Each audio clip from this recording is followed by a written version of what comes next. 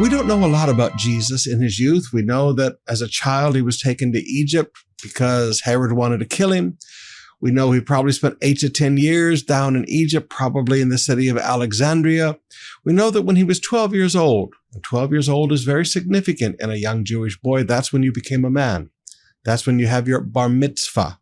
That's when very special things begin to happen in your life as a young Jewish boy. And we see what happened when Jesus was 12.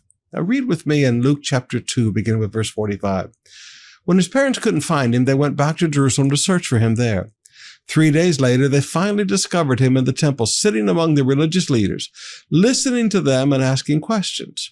All who heard him were amazed at his understanding and his answers.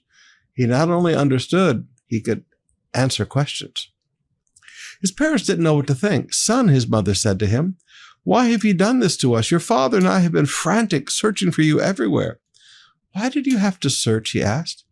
"Didn't you know that I must be in my father's house?" He said, "I'm a man now. There are responsibilities that I have." But they didn't understand what he meant. Even though he's now 12, he's legally a man.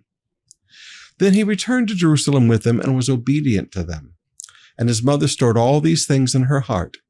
Jesus grew in wisdom and in stature and in favor with God and all the people. Now, I want you to notice that if there was ever a young boy who you would think did not have to obey his parents, it would be Jesus. Forgive me, he's the Son of God. Okay? Forgive me, there is no sin within him. He never sinned. But when you look at this and you realize that there was ever someone who didn't need to obey the parents, it was Jesus, but he did.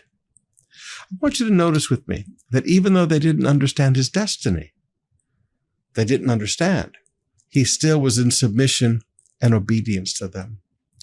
Now, I say this because, young people, sometimes God's hand is upon your life, and you begin to realize the greatness of the work that God has laid out before you. But that doesn't overrule the need to be a submissive, obedient son or daughter to your parents. Now, Jesus understood he needed to grow and progress in life. Jesus understood he needed to sit and learn, and even more importantly, ask questions, verse 46. Jesus understood that he needed to make progress in life, verse 52. Jesus understood that he needed to continue in obedience to his parents, and that he did. Young people, one day you're going to be a parent and you're going to realize, as parents, we love our children with all of our hearts, but we're not always right. And sometimes a young person just needs to continue in obedience to their parents.